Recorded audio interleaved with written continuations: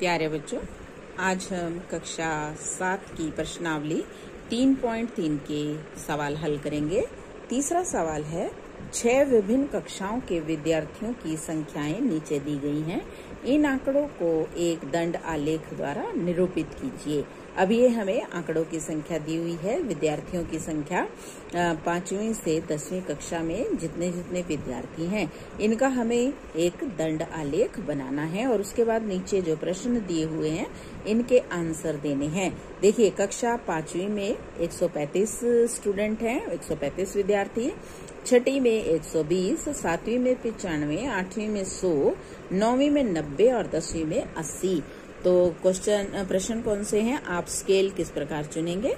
दूसरा, निम्नलिखित प्रश्नों के उत्तर दीजिए। किस कक्षा में विद्यार्थियों की संख्या अधिकतम है और किस कक्षा में न्यूनतम है। और इसके बाद अगला, कक्षा 6 के विद्यार्थियों की संख्या का कक्षा 8 के विद्यार्थियों की संख्या से अनुपात ज्ञात कीजिए। तो देखिए, हम इसका दंड आलेख ऐसे बनाएंगे।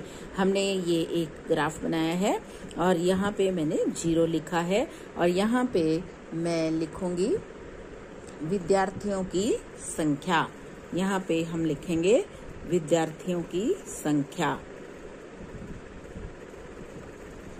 और नीचे हम लिखेंगे कक्षा। नीचे हम ये कक्षाएं हैं हमारी और इसमें मैंने लगाया है 20, 40, 60, 80, 100, 120 और 140। 140 तक इसलिए ले गए हम क्योंकि 135 भी है। 5वीं कक्षा के विद्यार्थियों की संख्या 135 है। अब जो हमारा पहला भाग है, आप स्केल किस प्रकार चुनेंगे। हमने यहाँ पे जो स्केल लिया है वो एक स्केल 20 विद्यार्थियों के बराबर लिया है। देखिए, 20, 40, 60, 80, 100, 120, 140। तो ये जो हमारी कक्षा है ये हमारी 5वीं कक्षा है। ये कक्षा है हमारी 5वीं। अब देखिए, 5वीं कक्षा में कितने विद्यार्थी हैं, 135। अब 135 कहाँ आएगा। देखिए, ये 120 है, ये 140 है, इसके बिल्कुल बीच में 130, इससे हल्का सा ऊपर मैंने ये ले लिया। ये कितना आया हमारे पास, 135। इसके बाद जो छठी कक्षा है उसमें 120 विद्यार्थी हैं। तो ये जो मेरी कक्षा है ये छठी है। छठी कक्षा में विद्यार्थियों की संख्या 120। इसके बाद 7वीं कक्षा में विद्यार्थी हैं 95। ये वाली जो कक्षा है ये 7वीं है। 195 कहाँ आएगा। देखिए, ये 80 और ये 100, इन दोनों के बिल्कुल बीच में 90 और 90 से हल्का सा ऊपर मैंने निशान लगाया है, ये 95। इसके बाद 8वीं कक्षा। 8वीं कक्षा में विद्यार्थियों की संख्या है 100। तो ये 100 के सामने हमने इसका मार्क लगा दिया, निशान लगा दिया। इसके बाद है 9वीं कक्षा में विद्यार्थियों की संख्या 90 है। अब देखिए, 90 कहाँ आएगा, 80 और 100 के बिल्कुल बीच में 90। और इसके बाद 10वीं कक्षा में 80। ये 80 तो है ही हमारे पास इसमें, तो ये कक्षा है हमारी 10वीं। 10वीं कक्षा में विद्यार्थी हैं 80। तो हमने स्केल 1 इकाई बराबर 20 विद्यार्थी लेकर ये दंड आलेख बना लिया है। अब इसके हम आगे के प्रश्नों के उत्तर देते हैं। किस कक्षा में विद्यार्थियों की संख्या अधिकतम है। तो किस कक्षा में अधिकतम दिखाई दे रही है, 5वीं में। किस कक्षा में न्यूनतम है, न्यूनतम किस में दिखाई दे रही है हमें, 10वीं में। फिर कक्षा 6 के विद्यार्थियों की संख्या का कक्षा 8 के विद्यार्थियों की संख्या से अनुपात ज्ञात कीजिए। 6 में 120 हैं और 8 में 100 हैं, इनका क्या निकालना है, अनुपात। ए भाग का आंसर है 1 इकाई हमने कैसे मार्क करी है, 20 विद्यार्थी। ये हमने इसमें स्केल लिया है। अब बी में फर्स्ट, सबसे अधिक विद्यार्थी कक्षा 5वीं में हैं, कक्षा 5वीं में हैं। और कितने हैं ये, कितने विद्यार्थी हैं? 133। सबसे न्यूनतम, सबसे न्यूनतम विद्यार्थी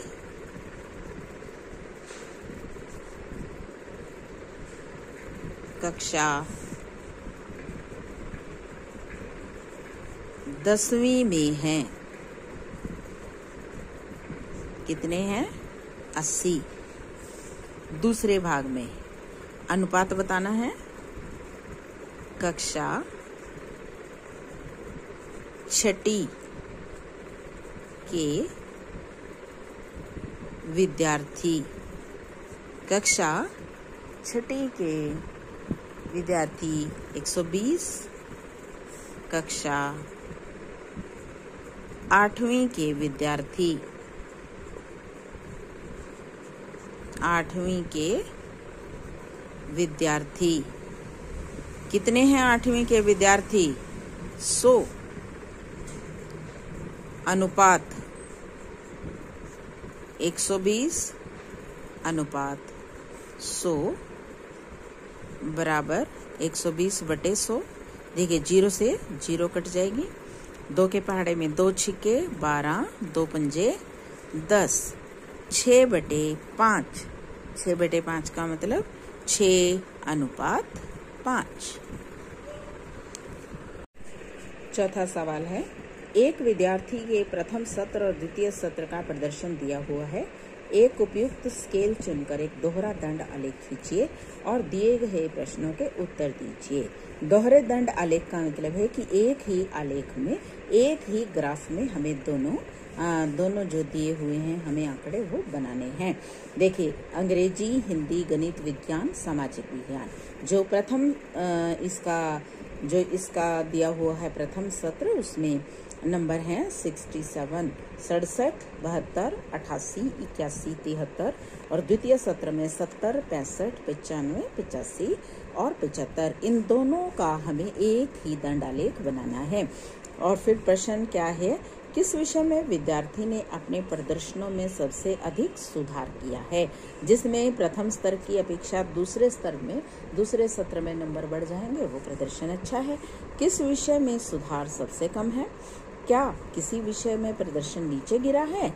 तो हम देख लेंगे जो द्वितीय सत्र में नंबर कम हो गए तो उसका प्रदर्शन नीचे गिर गया है। तो देखिए हम इसका दंड आलेख कैसे बनाएंगे। तो ऐसे हम एक ग्राफ लेंगे और यहाँ पे मैंने विषय लिखे हैं और यहाँ पे मैंने लिखे हैं अंक। अब देखिए 0, 10, 20, 30, 40, 50, 60, 70, 80, 90, 100 तक अंक मैंने लिख लिए हैं। सबसे पहले है अंग्रेजी। अंग्रेजी में कितने अंक हैं? 67, 67। अब 67 कहाँ आएगा? देखिए 60 और 70 के बिल्कुल बीच में 65 है। इससे मैंने हल्का सा ऊपर ले दिया। तो ये मैंने इसके नंबर प्रथम सत्र में 67, द्वितीय सत्र में 70, तो ये पूरा 70 पे मार्क हो जाएगा। अब देखिए मैंने निशान के लिए इसको लाइन लगा दिया है ताकि ये पहचान हो, ये प्रथम सत्र है, ये द्वितीय सत्र है। इसके बाद है हिंदी। हिंदी में अंक हैं 72। अब 72 कहाँ आएगा? 70 से हल्का सा ऊपर, ये आ जाएगा 72। और द्वितीय सत्र में हिंदी में है 65। अब 65 कहाँ आएगा? 60 और 70 के एकदम बीच में आ जाएगा 65। ये रहा 65। इसको भी मैंने लाइन से इसकी पहचान बना दी है। इसके बाद विषय है गणित। गणित में पहले में है 88। अब 88 कहाँ आएगा हमारा? 88 अंक जो आएंगे वो कहाँ पे आएंगे? 90 से हल्का सा नीचे हम देखेंगे। देखिए ये 90 है, इससे हल्का सा नीचे मैंने ये निशान लगाया है 88। और द्वितीय सत्र में है 95, तो ये हो गया 95। 90 और 100 के बिल्कुल बीच में। 95 और इसका भी हमने ये लाइन लगा दी है। इसके बाद है विज्ञान। विज्ञान में 81। 81 कहाँ आएगा? 80 से हल्का सा ऊपर निशान मैंने लगा दिया है 81। और द्वितीय सत्र में है 85। 85 80 और 90 के बिल्कुल बीच में आ जाएगा। 80 और 90 के बिल्कुल बीच में आ जाएगा 85। इसके बाद है सामाजिक विज्ञान SS। तो सामाजिक विज्ञान में पहले सत्र में 73। अब 73 कहाँ आएगा? 75 से बिल्कुल जरा सा नीचे 73 और इसके बाद 75 तो हमें दिख ही रहा है, तो ये मैंने मार्क लगा दिया है इसमें। अब यहाँ इसकी मैं पहचान कर सकती हूँ कि ये जो खाली बॉक्स हैं ये प्रथम सत्र के हैं और जो लाइनिंग वाले बॉक्स हैं ये हमारे द्वितीय सत्र के हैं। देखिए जो खाली हैं, जो आयत खाली बने हुए हैं ये प्रथम सत्र है और जो ये आयत लाइनिंग वाले हैं ये द्वितीय सत्र है। इसके बाद हम प्रश्नों के उत्तर देते हैं। पहला प्रश्न है कि विद्यार्थी ने अपने प्रदर्शन में सबसे अधिक सुधार किस में किया? तो मुझे दिख रहा था कि जो गणित विषय है उसमें प्रथम सत्र में 88 थे, तो दूसरे सत्र में 95 अंक हासिल किए हैं विद्यार्थी ने। तो हम क्या लिखेंगे? गणित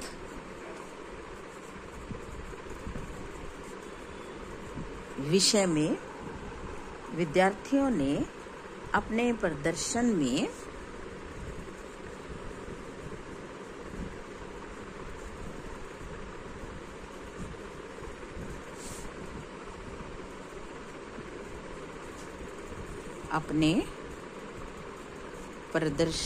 में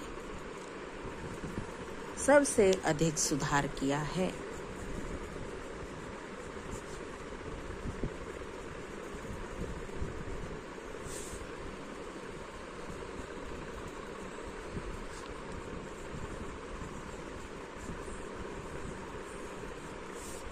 दूसरा प्रश्न है सबसे कम सुधार किस विषय में हुआ है? तो सबसे कम सुधार सामाजिक विज्ञान में हुआ है। सबसे कम सुधार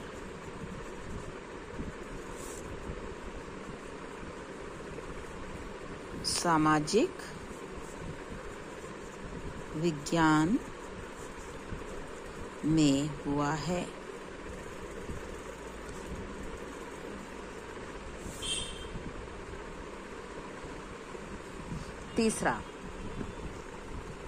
तीसरा प्रदर्शन किस में गिरा है? तो हिंदी में गिरावट आई है। हिंदी में द्वितीय सत्र में कम नंबर हैं।